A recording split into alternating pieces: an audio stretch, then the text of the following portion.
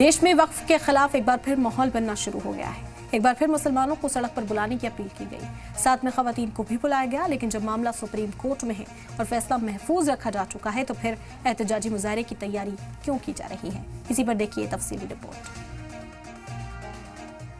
ऐसा टाइट पकड़ के पूरे ठहर जाना, बुजुर्ग बड़े बच्चे, अगर घर में हमारी बेटी भाभी बोली हाँ बोलते उनको भी ला लेना।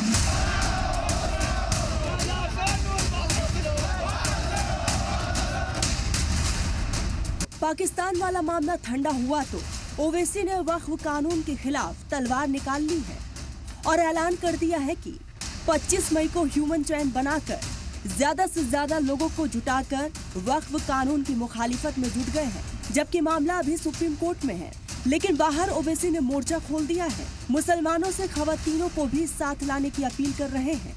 जबकि वक्फ कानून के खिलाफ 5 अर्जियों पर सुनवाई हो रही है।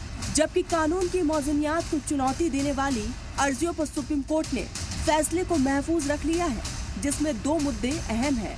वक्फ की गैर रजिस्टर्ड इमलाक को डिनोटिफाई करना, वक्फ बाय यूजर यानी ऐसी मस्जिद, दरगाह, कब्रिस्तान या कम्युनिटी किचन का इस्तेमाल लंबे समय से मजहबी मकसद के लिए किया जा रहा है। 25 तारीख के दिन 25 मई के दिन एक प्रोग्राम रखा गया है इंसानी जंजीर का, ह्यूमन चेन का।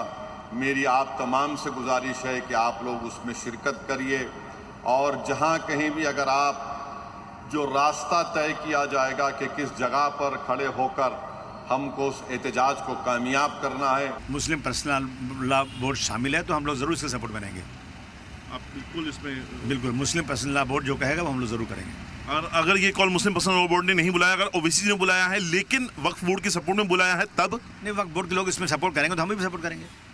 भले ही लीडरान वक्फ के खिलाफ माहौल बना रहे हो, लेकिन आम जनता को समझ आ गया है कि उसको इस कानून से कोई लेना देना नहीं है।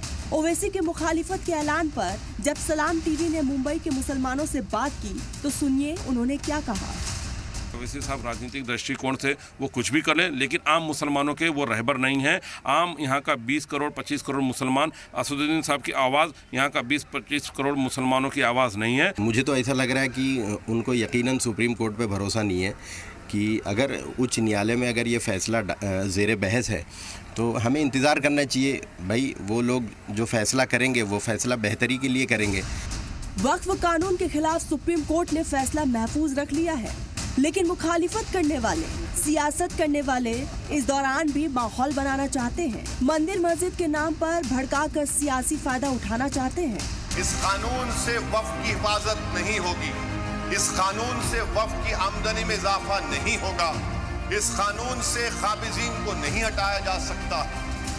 जबकि मामले पर फैसला क्या आएगा, वक्फ कानून का आगे क्या होगा, अपील मान ली गई या सरकार को कुछ ऑर्डर दिया जाएगा या फिर फैसला कानून की मुखालिफत करने वालों के हक में ही आ जाए, इन सारे सवालों के जवाब सुप्रीम कोर्ट का फैसला आने के बाद ही मिलेगा। फिर भी कानून के खिलाफ सियासत जारी है। ब्यूरो रिपोर्ट, सलाम टीवी।